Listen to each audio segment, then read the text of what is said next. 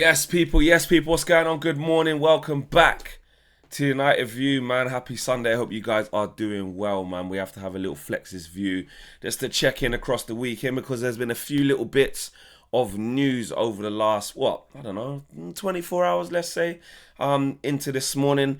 Firstly, I want to talk about the midfield. That name again, Elliot Anderson. The second name, the original name, yeah, Carlos Baleba as well. That's come back up. I want to talk about who's been saying things about them and what Man United are planning to do in regards to those two names of what we're hearing from the media. Sir Alex Ferguson, he's always at the races. He loves his horses. He's had a couple of things to say as well about Man United. When Sir Alex speaks, we listen. And there was a little bit of an injury update, or should I say, a little bit of an explanation as to the injury that Benjamin Sesko sustained from a few ITK accounts as well. So short, sharp, straight to the point this morning from me. And let's start with the likes of Elliot Anderson, because John Cross from the Mirror, he said Elliot Anderson is United's top midfielder target next summer. United are ready to pull out all the stops to get him. He's likely to cost less than 100 million. Less than 100 million. United are in the market for two big midfielders, which is bits interesting, this summer. Two big midfield signers this summer. And Carlos Baleba is the other big deal in the frame. The club remain keen on him and the player wants to join. Now, the big two. How many times have we kept saying that, whoever it is out of the big three, one of them or two of them, we have to get it done. We have to get it done. And when I say the big three, you have to add Adam Wharton's name into that. That's the big three that everybody's talking about. The hottest prospects in the Premier League. The young guys that are doing their thing. Now, Elliot Anderson, again, played for England against Serbia the other day. Last night at Wembley. Again, does his thing. He doesn't disappoint, does he? Like, Elliot Anderson is just very consistent, very good right now. He's playing the football, obviously, of his very early career. He's super consistent. He's super reliable. I think he's perfect for what we need. Interesting that John Cross is, again, banging the drum, should I say. I ain't really seen anyone push the drum. Banging the drum that he's still the main target. He is the one that Man United really want to get. And it has that feel, doesn't it? Like all the outlets, every journalist, every ITK, etc., every little bit of news, it's very Elliot Anderson driven. The sort of last sort of month or so, maybe a little bit more than that, it's definitely pivoted to Anderson. What we saw in last summer was obviously the Baleba situation half developed because we were definitely interested, but we didn't like the price. The season he's going on to have at the minute would suggest that it would probably be a little bit less, but you know what Brighton are like. But with Anderson, I think it's good to hear. This is the first sort of report we've heard that's going to suggest he's going to be less than that 100 million, because that's the biggest sticking point, right? A lot of us are saying, can't spend 100 million on him, man. It's too much. It's too much. Other United fans are saying, listen, that's just the going rate for, players that are playing really well in the Premier League, young English players, and a player that's starting for the national team, about to go to a World Cup, that's what Elliot Anderson looks like, unless his form flies off a cliff or Thomas Tuchel has a really big U-turn in the way that he's thinking about constructing his England team. For me, Elliot Anderson is locked in. Adam Wharton's coming, yes, I get that. Let's see how it pans out. But in terms of playing an 8, a 6 and a 10, Tuchel's definitely made his mind up on that. And Elliot Anderson as the 6 and Wharton as the 6. They're the two that are going to be competing for it. And Elliot Anderson's way ahead of Adam Wharton right now in terms of the England squad because he's been in it. Even if that's through injury, whether you want to say it's performance, but the balance that he's bringing is very good.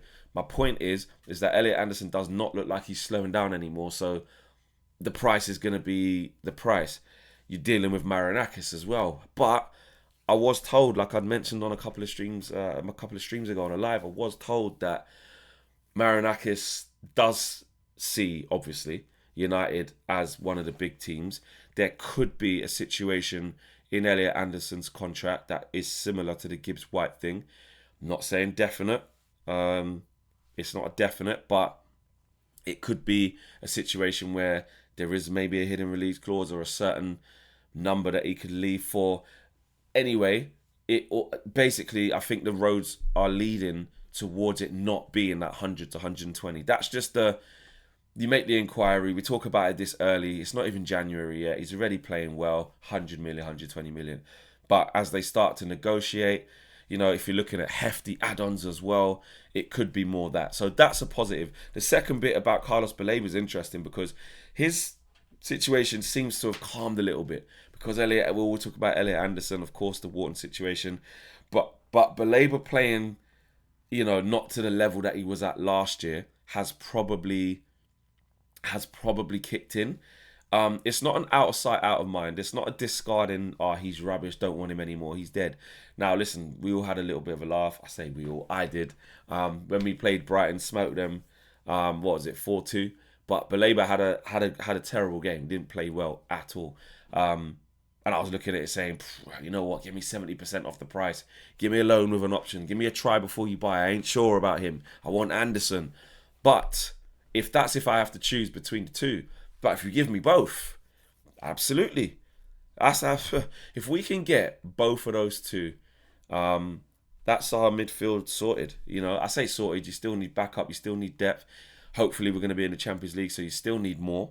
But for me, if you take out Casemiro and Ugarte, and you replace them with Elliot Anderson and Baleba, that is the type of power moves I want to see Man United doing. Those are the type of moves I want to see us doing, planning for the future. That would show me that we're serious about building our next phase.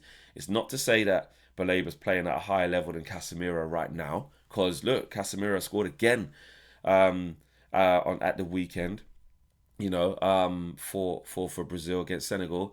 He's doing his thing. The resurgence of Casemiro is brilliant. I can't help but feel that this resurgence is Casemiro going to hit that sort of like that peak again. Not the peak of how good he used to be, but plateau. That's the word I'm looking for. Plateau this early Sunday. I'm looking for that word. I feel like he's going to plateau because he's playing really well now. He's a leader on and off the pitch. He's doing excellent. But I feel like he should get to that level. He's going to go to the World Cup, probably do well for Brazil. And then that's the bit where we be strong and say, listen, thank you for your services, Cass. On to the next stage of your career, and he can do it. Now, I know the squad depth, someone like Casemiro having a squad is not bad. But investing into him at this age of how much it's going to cost, with how much we've just paid him for the last 4 years, we just have to be careful, man. Do you know what I mean? I want to invest into the new Man United. There's nothing wrong with saying he can still play, but it's not right for us right now. We're looking to move on. But back to Baleba, I'm all for that. I will take Baleba, obviously, in addition to Elliot Anderson all day long. Really, that would be a really good combination, I think, Elliot Anderson and Baleba. As would Adam Wharton and Elliot Anderson. I think Elliot Anderson is the one. He's the one out of the three that offers the most in terms of, I think, the most complete footballer out of all of them. The balance he can give, how tenacious he is, how quickly he can win the ball back, how aggressive he is, how mobile he is, and he can play. And we've seen the stats, Owen's favourite stat where he keeps posting it. He's playing really well and he can pass the ball forward and get on the ball. He's an honest player, gets about. I think he'd be super consistent, wouldn't worry about the pressure. I think Wharton is a dictator, he's a tempo setter. He definitely passes forward. He can read the game quite well. He's not as mobile on the eye as I'd say Elliot Anderson is. He's a very clever footballer, and I think those two would complement each other very well. What the best version of Baleba gives you, which is exciting as well, is he can drive really well with the ball. Similarly to Elliot Anderson, less so with Adam Wharton. He can pick a pass, he can wriggle out of tight situations, and he's good in the tackle when he's at his best form. But obviously right now, he's not. So one to watch. Let's see what's going on with that situation. It's positive to hear. But yeah, the fact that he's under 100 million, we want to start hearing more stories like that, to be perfectly honest with you. Quick little update on what Sir Alex has been saying. This is all courtesy of Race Day TV. Of course, they are a racing outlet. They're the ones that have put up the quotes. But Sir Alex, yeah, I can see the video there. A great chat with Sir Alex and Jed in Bahrain. So Sir Alex was out in Bahrain talking about Cheltenham and Manchester United's uplift in form and new keeper. So, of course, that's made the rounds. Let's get back to what Sir Alex actually said. In terms of Sonny Lummons, he said the goalkeeper has been outstanding. He's only played 3 or 4 games and he's looking really good. So that's good. He's got the backing from Sir Alex, Sonny Lummons. That's always a positive. And he says, I hope the manager gets a bit of success because at United, you have to have success. So he hopes Ruben gets a bit of it. He hopes he gets a bit of it. And Sir Alex also said that the signs are getting better. Yes, the signs are getting better. We're starting to see Man United, play better, upturn in form, etc., etc. So a couple bits of positivity, you know what I'm saying, from there, from Sir Alex. That's what we want to see. It's not anything to, news flash, oh my God, but just a little bit of an update on the Sunday morning, what Sir Alex has been saying. On Sonny Lummons, obviously, we agree. He has been excellent in the, 3 or 4 games he's played. Or has he played 5 games now? He's played 5, hasn't he? He's played Sunderland, Brighton, Liverpool, Forest, Spurs. Yeah, he's played 5 and he's unbeaten. He's unbeaten in 5 games. So big up to Sonny Lummons. Hope it works. Did he start for Belgium? Because I think that would have been all over. That'd been all over the timeline, innit? If he would have started for Belgium. Who started for Belgium? Because they said that Courtois. I'm sure I read that Courtois was going to be injured. They drew against Kazakhstan, didn't they? Which was surprising. Belgian national team. Did Sonny Lummons start yesterday? Did he start? No, he didn't. Matt Sells started. I forgot about Matt Sells. That's so difficult for Sonny Lummons, isn't it? He's behind some top keepers. I mean, Matt Sells was excellent last season. Yeah, he still is for Forest. Obviously, he's very experienced as well. Matt Sells is 33 years of age. And he's a very good goalkeeper. So, as soon as Courtois got an injury, you would like to have thought it might have been Sonny Lummons, but they're still waiting with him. He's very young, Sonny Lummons. We have to remember that, mate. He's only 23 years of age for a goalkeeper. That's quite young in his first big season. So, yeah, let's keep patient. He'll get his chance, but he is behind 2 top goalkeepers. I give him that. But big up to Sir Alex. That's always good to see him have something to say. And lastly, we have to talk about the Benjamin Sesko thing really quickly. Sully talks. He's a bit of an in the know, usually pretty spot on when it comes to medical stuff. So Benjamin Sesko was made to come off against Tottenham by the medical staff and coaches. He's deemed physically unfit to continue. The risk of serious injury if he continued. 22-year-old has been assessed this week with the injury not deemed as a major one. Right, in terms of the injury, we've seen that before, that it's not deemed as a serious one, which is a positive. The talk has just been about whether he quit or not, and did he have the mentality, did he show the minerals, the cojones to stay on the pitch? And I just always thought this was harsh. Owen said it on the red carpet, usually these types of things are taken out of the player's hands, and that's what this report is suggesting. I just think we're looking for something to go at Sesko with. Yes, there's been things where he looks raw, he doesn't look as sharp in front of goal. People are questioning certain things. If you go back to the Grimsby game, it was, what do you mean he's tired? Why did he take the 10th penalty or 11th penalty, whatever it was, which he ended up scoring? But it's not a good look from a striker. I don't know. I just think people are looking for a stick to beat him with. I think they are. I think there has been some good moments from him, some good pieces of play, some good bits. Or things that he's done, and just let the kid do his thing, man. You know what I mean? Not everyone is a Rooney. The days are gone where the players can dictate whether they stay on the pitch or not.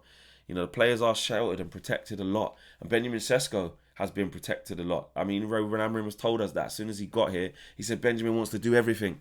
What shocked me is how much he wants to do now. We have to tell him he's basically not ready for that. And in the first few outings, you could see he wasn't ready. You could see. I think he needs to master using his body better, using his mechanics, using his long levers that he's got, imposing himself a bit more. But it's going to come with time. The bigger question is this an opportunity for Joshua Zirkzee? Because as we said on the Trinity the other day, when I was just basically simply saying that Amorim don't rate him, but people didn't like the terminology. Shout out Owen and KG, didn't like the terminology. It was more so that he doesn't trust him. However you want to dress it up, trust, rate, whichever. Is this now an opportunity for him to get some games if Sesko's out for a couple of games? And my answer to that would be probably no. There'd be probably no. I think he'd still go with Cunha up front, personally, and bring Mason Mount into the 10 before Xerxes gets a game, before Kobe gets a game in the 10. So I don't know. We'll see. We'll see about that. But that's your update. Let me know what you guys are saying, man. Happy Sunday. Enjoy yourselves this Sunday as well. Remember the Get Up Stand Up stream tomorrow. Going towards a great cause. Adding on to, I think, the 15k that DR raised on their 12-hour stream. We've got a whole host of people coming on, quizzes, FIFA, good vibes. Check it out, guys. So I'll see you then. Take care. Enjoy your day. Peace.